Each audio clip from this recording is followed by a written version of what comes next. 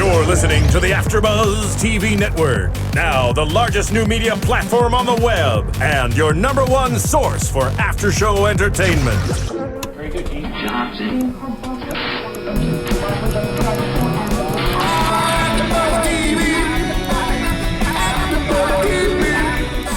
From the AFTERBUZZ Studios in Los Angeles, California, presented by Maria Menounos and streaming live thanks to Akamai Technologies, this is AFTERBUZZ TV's After Show. Hello, everybody. This is a very special, amazing podcast that we have here today, and we are joined by Dracula's Victoria Smurfit. Thank you so much for joining us today. I am your host, Sean O, and I'm joined here by my co-hosts, Jacque Borowski. Hi, everyone. I'm Marisa Serafini. And we don't have a Dracula podcast yet for you guys, but we are working on it, and hopefully we'll maybe have that running next week. But for now, we have Victoria Smurfit. Go ahead and say hi, Victoria. Hello, how you doing? And you're so awesome, and thank you for coming in to grace us with your presence. Oh, I'm delighted. You're very good to invite me here. So, who do you play on the show? I play Lady Jayne. I play this sort of, she was, to begin with, fairly mysterious character because you weren't quite sure what she was up to. She's sort of this glamour puss who swans around the balls and the society, and she has this wealthy husband squirreled away somewhere in a country home being tended to by nurses while she wanders around London picking up all the good-looking young lads. And that includes Lord Grayson. Well, Lord Grayson arrives into her world and she wants to take a look at him because everybody's been saying, oh, this bloody American's arriving, all this bloody money, we must have. So she decides she's going to have a look at him, and is quite captivated because he's a very charismatic man who appears to have means and a naughtiness to him, which she likes. But she's also, her day job is she's a vampire slayer, as you do. I read somewhere that you called yourself the cougar version of Buffy the Vampire Slayer, which I loved. Yeah, we both love Buffy. I'm Cougar Buffy. We both love Buffy, and we love the fact that there's a vampire slayer on this show. So I thought that was awesome. And one of the reasons this show is so captivating to me is that everybody's motives seem to be different. Even if they're like aligned, all the members of the Order, they don't have the same motives. Even, some of the people that Dracula work with, their motives are all sort of separate. And then you have these very gray areas between everybody. So Dracula typically would be more of a bad guy, but he's our like anti-hero protagonist, and you normally would be rooting for the person who kills the vampires, but she works for the Order, and the Order wants to do other bad things, so you're like, oh, I don't know where my emotions are.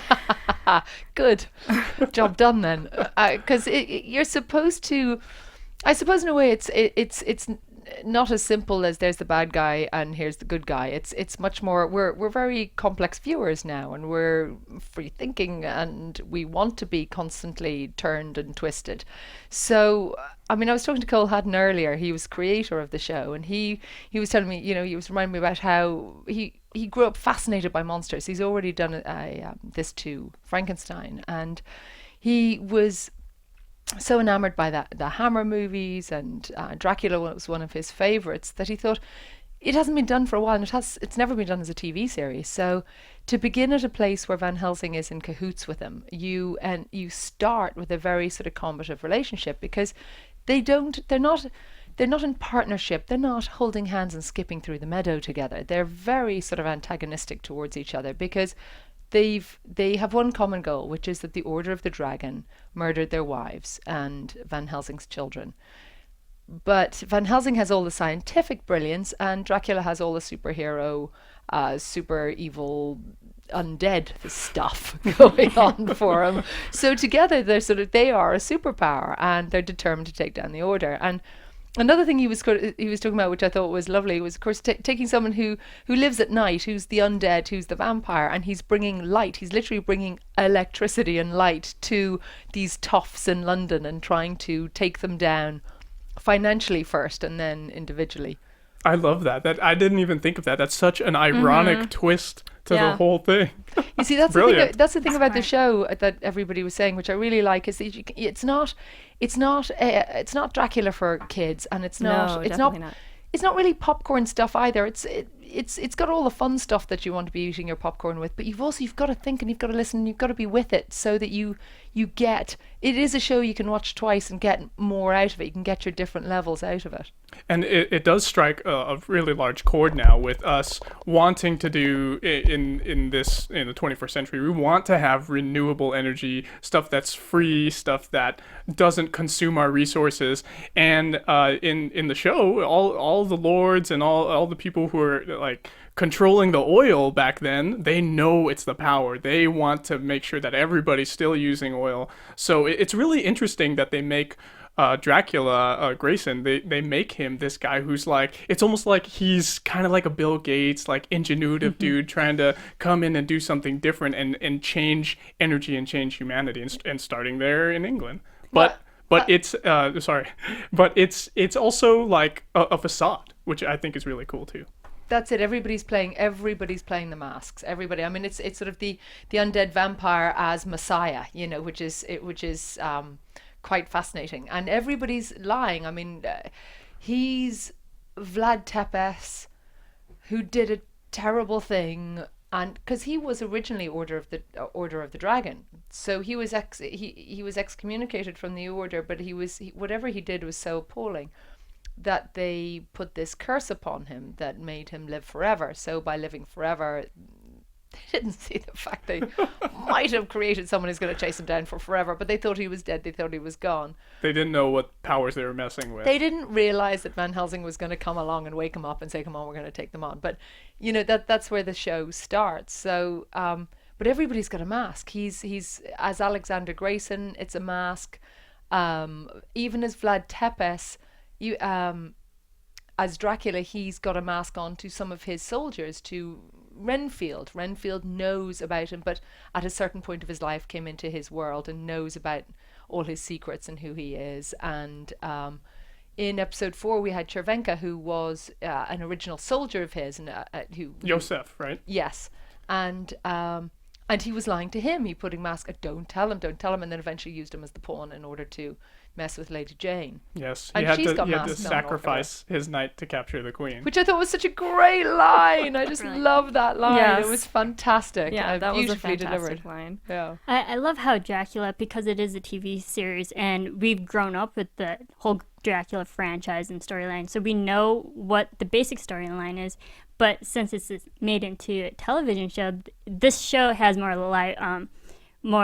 liability, and that they have more liberties to filming. And what do you think the Dracula TV series sets it apart from all the other previous Draculas we've seen? Well, all the other previous Draculas are done in an hour and a half, and they're on big screen, and you're dealing with, we've sort of peeled back to Bram Stoker to a certain degree. I mean, we're shooting it in the time that he wrote it, which I love that. But they're able to mess with the mythology. You have to update stuff. Every generation has to be quicker, faster, smarter, taller, and that's kind of what we're doing with this Dracula. And even just putting Johnny in as Dracula, when you find out, certainly when I found out Johnny Rhys-Meyers was playing Dracula, I thought, how has he not already played Dracula? He should have played Dracula for forever. So it just makes perfect sense, and he's sensational. But the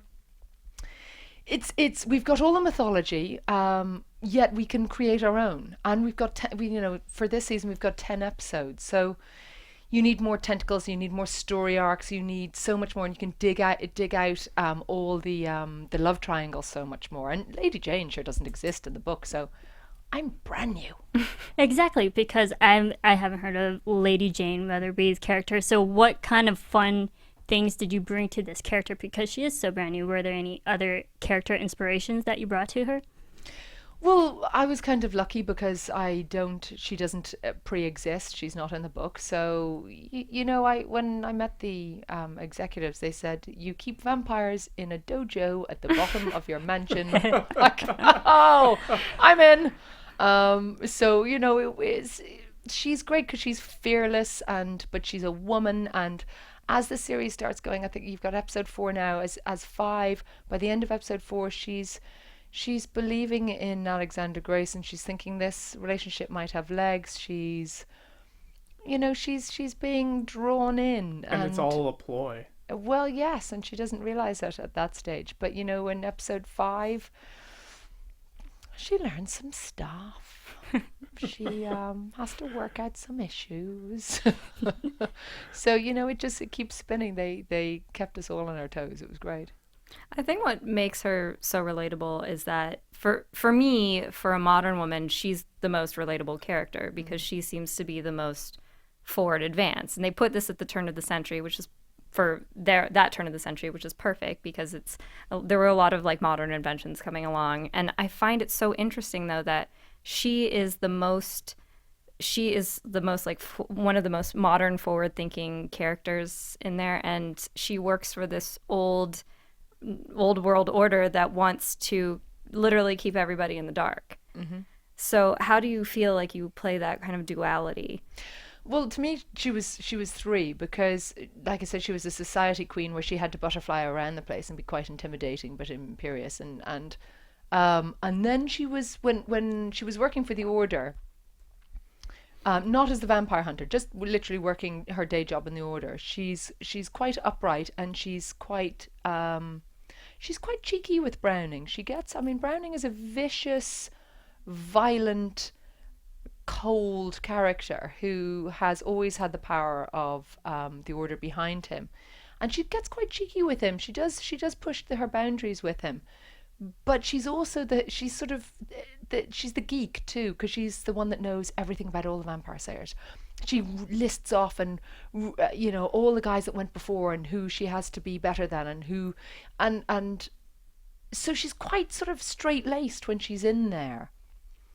Yet she's also set to work. She's a woman. Do you know what she is? She's a woman with a day job, is really what she is. Mm-hmm. But she doesn't. So when she comes across the other society butterflies, she thinks of them as pointless creatures because they know nothing. They wear a corset, and as far as she's concerned, so she's much more of a man's woman, I think.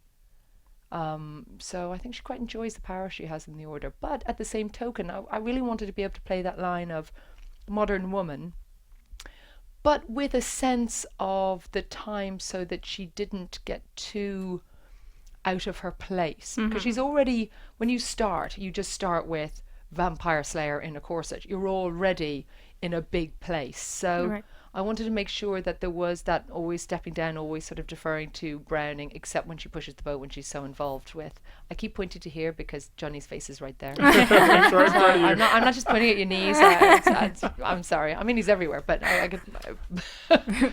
Yeah, I did notice that your relationship with Browning on set, where you bring him the vampire, like Joseph. She's proud of herself. Yes, she's very proud of it, and she's like, I got him, I got the guy. And then he tosses the sand, right, the ashes, and then he kind of just gives you a little touch on the hand, like, well good done, job. dear. Yes. Yeah, and that was fun to play, and we decided that we really wanted to grab those moments when they were there, because they're the human, the Order of the Dragon is so big and bum, bum, then when we got those little human moments, we wanted to grab them, and have that dynamic, because he's a fantastic actor. He's a great actor to work with. But I mean, with mythology and all of that, like the if this is important information, if you find yourself chopping off a vampire's head at all in our show, you will find that the young vampires, the vampires that have been created recently, they still are blood, guts, and gore, and they will kasplooey all over you. But if you have the older ones, they will turn to dust. So they will go to the corpse that they should have been when they were alive, if you see what I mean. Yes. Yeah. Which is why when Cervenka, when I chopped his head off, it was just like, just ash everywhere in the air, just falling down to the ground immediately. And I think that's a really fascinating touch, actually, for this show. It makes sense. Yeah. It makes sense. It's a cute little thing, isn't it? Smart. I like it. Smart writers. Very smart, because the older, more experienced vampires, they dry out. and whereas the new ones are still, like you said, all bloody and gory. That's a nice touch. Speaking of awesome fight scenes, in this most recent episode, you had a fight scene on a train. That Yes, was I just did. one of the Awesome. friggin' coolest fight scenes I've ever seen on television. Thank you. We had a fan ask, "Do you have what's your preparation for that? Do you have like a special workout or?" We did. We did a good amount. When I arrived, I knew I was doing slaying. We worked out some choreography, and I was given my gherkin knives, my kukris, and learned how to sort of maneuver those. And as the show goes on, I get all sorts of tools. I've got. I'm not even going to tell you, but stuff. Yeah, I samurai I get swords. stuff. But yeah, no, we did. We worked. On the days that I wasn't working, I would be, in my sweatpants with the stunt guys, working out what we were going to do and making sure that one of the things that was sort of really important was making sure that when Lady Jayne got hurt, she got hurt. So because she's human, so Right. she's fighting these superhuman dead guys, but she's actually when she falls, she bleeds, and that she should be in jeopardy at times, so that when the stunt guys are landing on top of you, you've got to really fight them. I know, I loved every second of it. It's great fun. Had you any experience with fighting as well, like swordsmanship, or did you have to take any self-defense classes in order to prepare for that? Well, I've always been pretty fit and strong, and I did a film called Bulletproof Monk with Chow Yun-fat and Sean William Scott, and it was the first time I got to do sort of movie foo, for want of a better word. And we were trained up then. There was a lot of kicking and punching and what have you, and so that was sort of my initiation into it. So when I got a chance to do it again, it was like, yay, because I quite enjoy it. Yeah, and I love how Victoria fights because she is the only vampire slayer as of right now on the show, and she's a force to be reckoned with. You don't mess with her. Yeah, I'll look after you. If we go out on a night out now to a pub and someone gives you some trouble, I got you back. You're Awesome. welcome. Are people like? Have people recognized you and been kind of generally? What's their reaction? Generally, it's you're a badass. Yeah. Yep. So that's I mean, my husband is getting a lot of wow, you live with that. Good luck. But a lot of talk of the corsets and people just really loving the show, which is great, because when you're making it, you're in Budapest, you're in your bubble, you're working hard, and you don't really, you forget that at some stage people are going to be watching it, and so it's nice to have it work. See people's reactions to. That's the thing about television. It's like you don't get a reaction from somebody until like months later. So you're like, I have no idea how this is going to be. Well, and received. also the way the stories were broken down was I would be working mainly with Johnny, or stunt guys, or Ben Miles, who plays Browning, and then Mina and Harker. Jess DeGow and Ollie Jackson-Cohen would be working together, and Katie McGraw would be working with them. So everybody, and then I never got to work with Nonzo, who plays Renfield. And, further down, there's an episode 7, I get to work with Miss McGraw. I get to... All right. Looking forward to that. I'm not going to tell you anything. I like the tease though. Yes. So it was. So we were all sort of separated out in funny kind of ways, doing different. There was love stories happening, and then vampire slaying happening, and big order murders happening in chapels. So it was an extraordinary sort of thing to intertwine, and it's worked. It does work. The relationships, everything feels very, very interconnected. Good, thank God. Speaking of interconnection, and let's talk. I wanted to talk about the connection between you and Grayson a little bit more. So, how can Lady Jayne not detect that Grayson is Dracula? That he is this ancient vampire? You're sleeping with him like almost every night of the week, and nothing.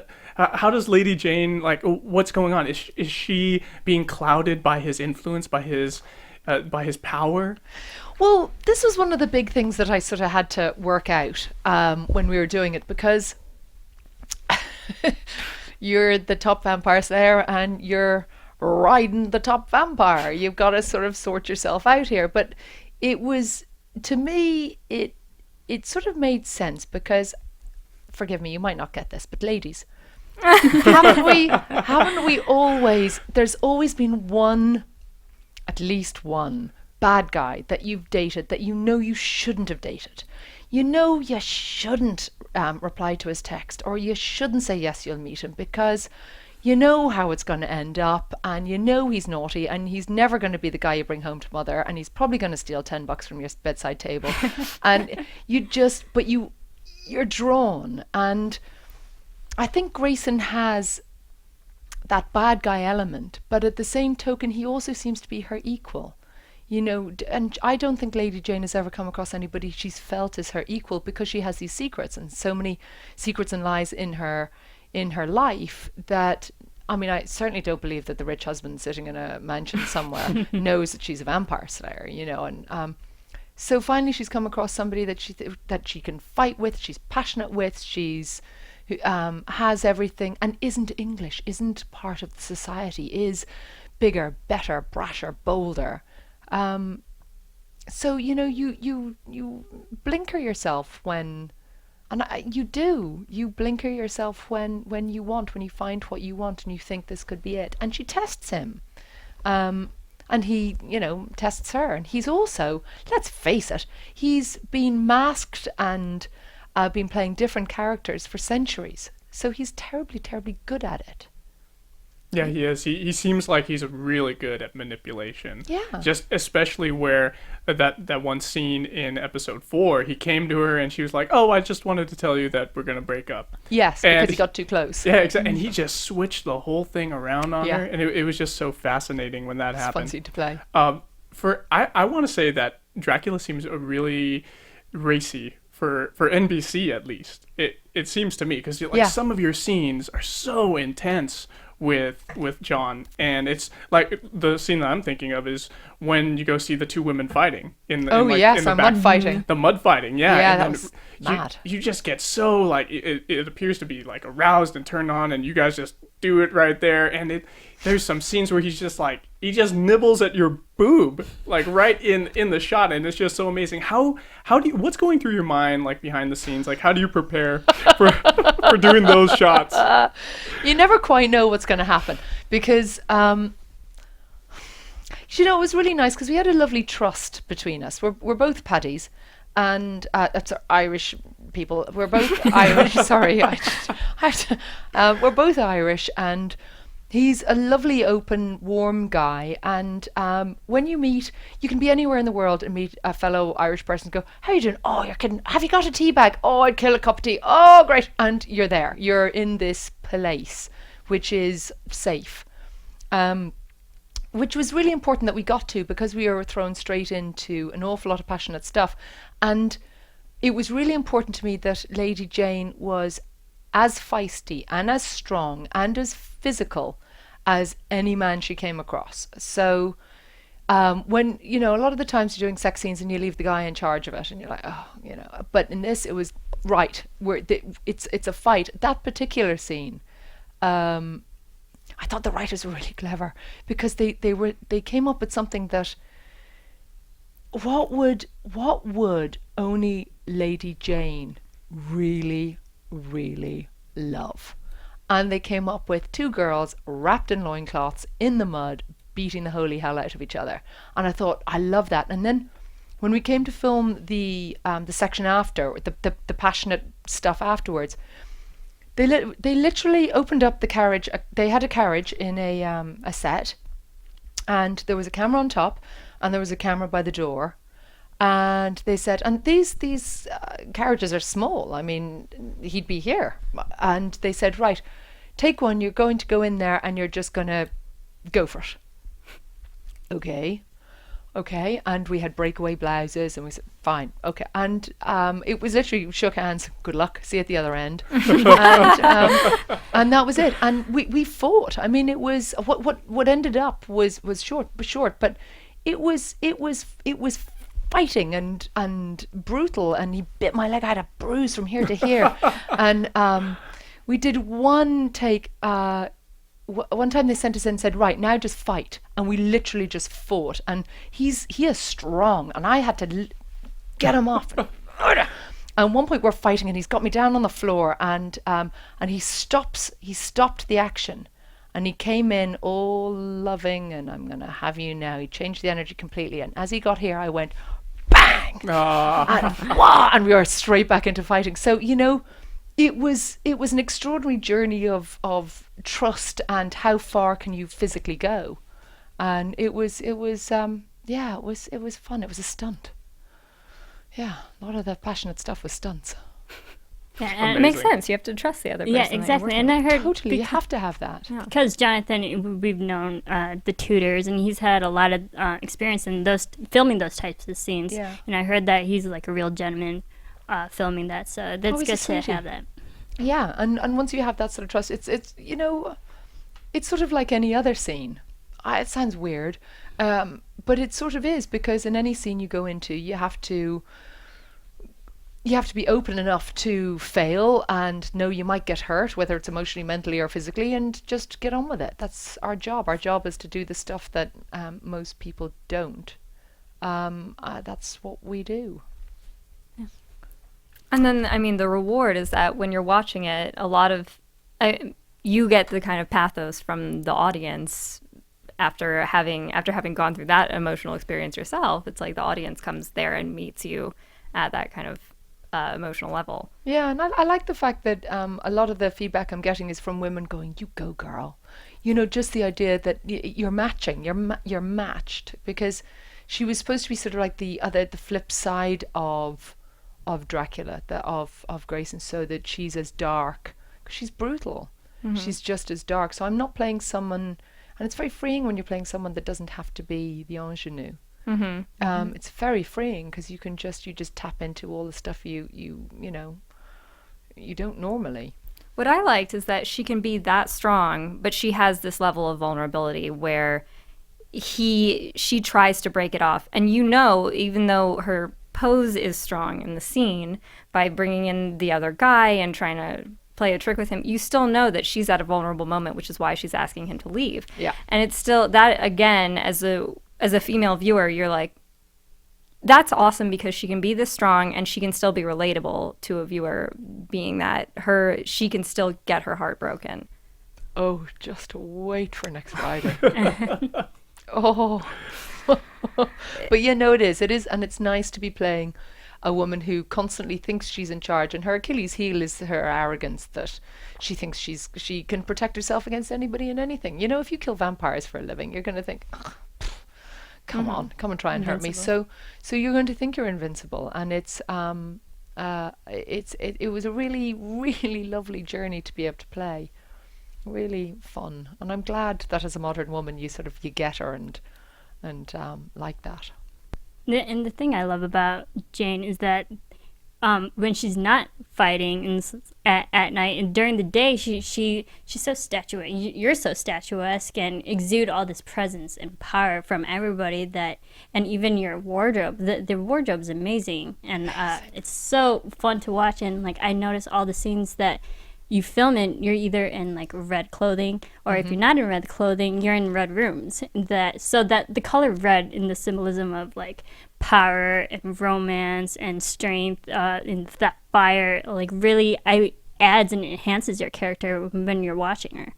Our costume designer, Annie Simons, was so good. I mean, she was just off the charts. She was fantastic. But she was also collaborative. So there'd be little bits and pieces that you'd come to her with. Like I didn't want hats and bags and accessories, and she was sort of, you have to, we're in the period. I said, please, as a working woman, I need to know that I can just go and not have my hat fall off. Or, it was just something that, it was just something that I was really keen on, and she was more than happy. She was really lovely about collaborating, and we came up with this idea because I said, what if, my fighting coat? Have you seen my fighting? It's a long leather. The one you used in the train, right? Yes. Mm-hmm. And I said, what if its collar is right up there, that she always has something protecting her neck, just as this sense of, because she's not a superhero, she's not, that she has something that just keeps keeps it at bay. And It's very subtle. yeah, well, you know, and as I said to her on the day, I said it might be something only you and me know, but you know, that's okay. And yeah, and she does. She kept me very much my colours. Lady Jane's colours were the dark reds, the blacks, the peacock sort of greens, and ostrich feathers, and very much in the peacock sort of dark vein. Whereas the girls, obviously Katie McGrath is pinks and oranges and spring and wow, and she can wear them all together. And then Mina is the innocent blues and whites, and so she you know, she really sets so much of the tone with her costuming. It was just beautiful. And I always said to her, "Yeah, I want Lady Jane to be off slightly too much at all times. The boobs are too high, the waist is too small, everything's just too much, just, you know, to add to what she is, Lady Jane." Yeah, so. agreed. And going from like costuming, which is amazing, the sets are also beautiful. Are those actual buildings in Eastern Europe, or are they set pieces? Set pieces. Rob Harris created this extraordinary sort of landscape, Dracula landscape, that was it's just mind-boggling. I mean, I remember we all got off the bus day one, and we went into Stern Studios in Budapest and walked into Dracula's crypt, and just wow, it was just mind-boggling. And into Lady Jane's boudoir, and I thought, oh, there's a room that's not for sleeping. You know, the fire lit and a circular bed, and you know, it was just stunning, absolutely stunning. And yeah, no, he's created. It's all within the studio. And then when we're out and about, when you see location stuff, except for the Street of London, which is also a set. One side is Chelsea, Knightsbridge, sort of smart area, and the other side is the East End. So that's also a set in the studio. But otherwise, we used a lot of their museums, and the buildings, the architecture there in Budapest is stunning. Nice. We see in episode 2, we get to meet the seers, and we get to know them briefly. Yes. What other resources? Well, maybe how about describe a little bit of what the seers do from your perspective, Victoria, and Lady Jane's perspective. What they are for her, like this resource that they are, and what other resources and like intelligence does Lady Jane have at her disposal? The seers are her sat-nav. They're her tom-toms. They're, you know, how do you track down the vampires? And these guys have the ability. They're able to see where the undead is. And for 8 years, when the show starts, for 8 years, it's been clear. So as they get a sense the vampires are back, she organizes the seers, who have a reputation for being just drugged out of their minds in opium dens and of little to no use, and but she brings them forward, and sadly they meet their demise. But they were fantastic to work with, and the costuming there was also stunning. But they were to work as one, you know, sort of twins working as one, which they very much did. And they see through the mirror. The mythology that was created was that they're capable of seeing through the mirror, and then the seer's light was able to track down where the vampires are. We have a seer later on. She brings the king of seers into play later on. I'm not telling you any more. There is another seer that arrives. Ooh, sounds fascinating. Later, yes, the king of them all.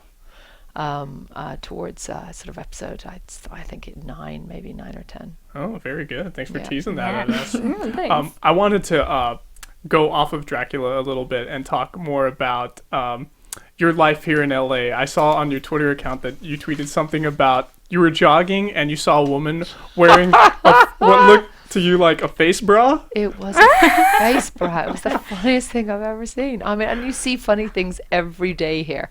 And I remember saying to a friend of mine at home, so the minute I don't tell you something ridiculous in my day is the minute I've been here too long, because it's so fantastic. I mean, literally there was a woman, and she was running, and she had on her lycra and her stuff, and then she had a lycra strap that to hold her chin up in place. It was a face bra. It was the Ally McBeal face bra. It was absolutely sensational, and completely not not a bother on her, just jogging away as if this is perfectly normal. I'm like, oh, hello, Captain. And for our American viewers that are not as good with accents, you're from Dublin, Ireland, right? Yes, I am. Okay. So sorry if I'm okay. incoherent. No, I talk fast. I just wanted to let them know so that they know that where you're initially from and why it's different than LA. And why it's different from Lady Jane's voice as well, because she's English. But yes, it's very different from Ireland, Los Angeles. But I love it very much. Yeah, speaking of voices, because you're Irish and Jonathan is Irish as well, when you're filming scenes together, do you ever find yourself, both of you, at times slip out of that accent, or do you work together to... Gosh, I hope not. No, I mean it must just be kind of funny for anybody on the set, because he's being American, I'm being British, and You're both Irish.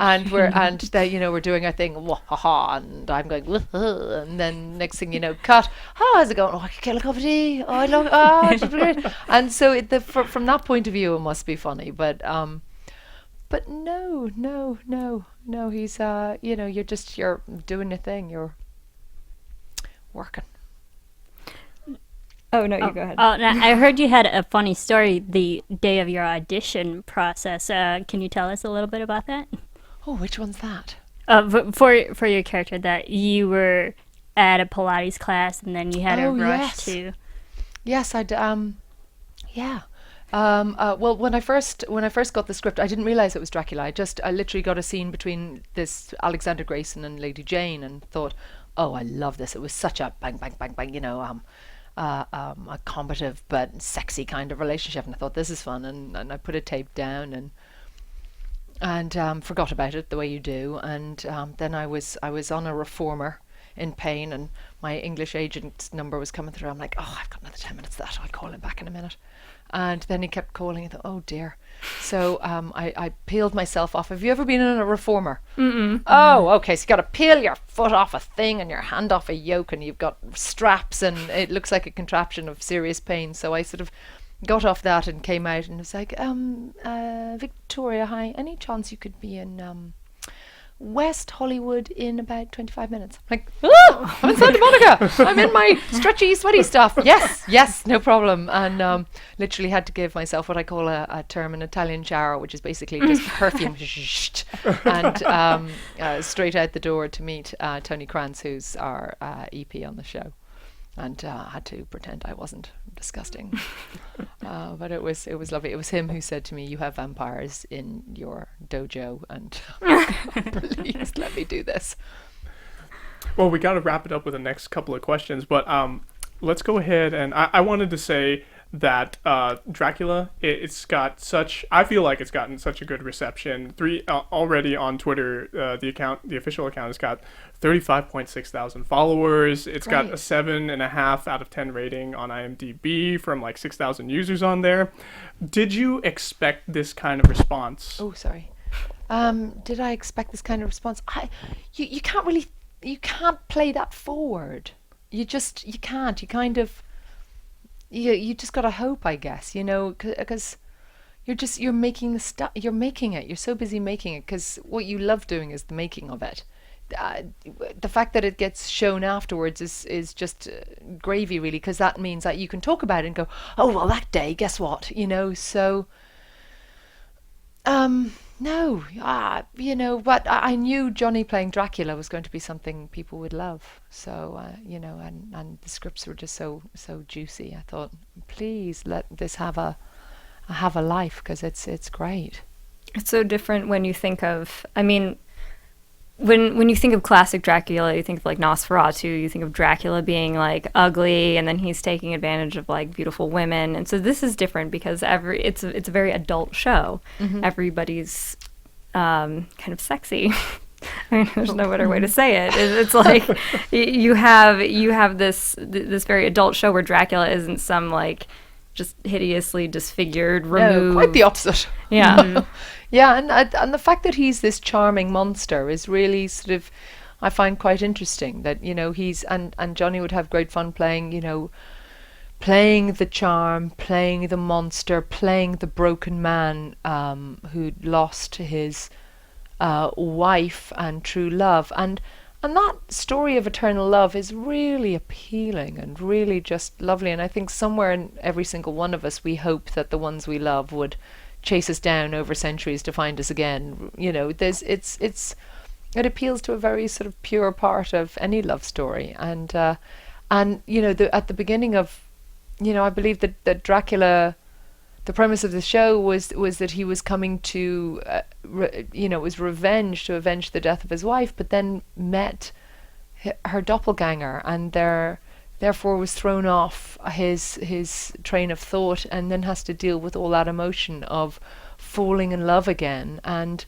a part of him wanting to be a human being, you know, part of him having rejected human beings, having rejected humanity. So he's then searching that out, searching out how can he be in the sun, how can he, you know, how can he get blood pumping through his veins, you know, all that kind of, it's quite interesting watching somebody search for everything he's rejected before, you know. It's another, that's why I say, you know, the show's got so many different layers. It's lovely. Do you expect we're going to be having you on a season 2? You know, who knows? You know, we never know these things. I mean, I you know, tell everybody to watch it. And have you started doing any kind of Blu-ray or DVD commentary yet? No. I probably talk too much and too fast for them to ask me. I don't. No, not yet. What projects or films or other TV shows do you expect to be working on in the near future? Oh gosh, I have this thing, maybe it's a superstitious thing, maybe it's an Irish thing, I don't know, but I never believe you're truly working until you have a bacon sandwich in a car park in the middle of nowhere at 6 o'clock in the morning. So, because that's usually what you're doing. So until I have the bacon sandwich in my hand in a car park, I'll call you, I'll text you, I'll let you know. But until that's happening, I don't believe anybody saying, "Oh, we want you for this," until the swine is in my hand. Yes, you can tweet at us to let us know. I will tweet. Yeah, I will tweet you a picture of my sandwich. Very good. Where can our fans here at AfterBuzz TV follow you at? At my name, Victoria Smurfit, on Twitter or Facebook. It is a ridiculous name, but what can you do? Okay. Do you have personal websites as well? I do, but I don't bother with it. I have 3 children. I can just about manage Twitter. Give me a chance. All right. Are there any other things that are going on that you would like to promote here? I read somewhere that you wrote an opinion blog. Is that true? Yes, I used to do that for our magazine Dubliner. It's the New Yorker, but smaller, I'm guessing, as we're a smaller city. I used to do a commentary on being a working mum and all that it entails. And I've done all sorts of strange bits and pieces. I forget about it half the time. I'm always thinking onwards. Very good. That's a good way to think. Yeah, it is. Did we have any other questions? I have for one Victoria? more fan question. And I don't even know if you can answer it because it might be a future question, but she wanted to know how Lady Jayne joined the Order of the Dragon. Oh, how she joined? Well, we never find that out. I mean, I had a chat with Dan Nauf about that, and our showrunner, and I mean, they'd had that all plotted out, but in my head, what always made sense was that her family was part of it, and she was brought up within the order. But to me, I always believed that her dad wanted a son, and probably always ignored her, which is why she became as tough and as brutal and as cold as she needed to be, and wanted to prove that she had all the skills that any man or boy would have. That's what always made sense to me. And then the brutality towards the vampires, I thought, well, probably her family was probably knocked off by them all, so she's on her own personal vengeance. But that's all just me. That's nothing that's in the show, so you can make up your own. Tell her she can write her own and tweet it to me. Tell me how she gets part of the order. Well, I like that little backstory. I do. Yeah. I do like that backstory. Well, I guess that about does it for us here at AfterBuzz TV, the Dracula interview with Victoria Smurfit. Thank you so much for joining us in Thank you. studio. Very Thanks for much. having me. Appreciate it. And if you guys want to follow her, we can follow you once again at Victoria Smurfit. That's my handle on Twitter. And on Twitter. very good. And you can follow me at Sean Austin O on Twitter. At 123Jackie_B. And you can follow me on Twitter and on Instagram at Serafini TV.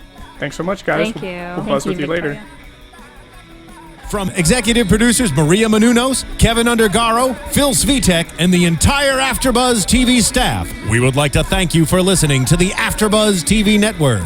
To watch or listen to other after shows and post comments or questions, be sure to visit AfterBuzzTV.com. I'm Sir Richard Wentworth, and this has been a presentation of AfterBuzz TV. Buzz you later. The views expressed herein are those of the hosts only and do not necessarily reflect the views of AfterBuzz TV or its owners or principals.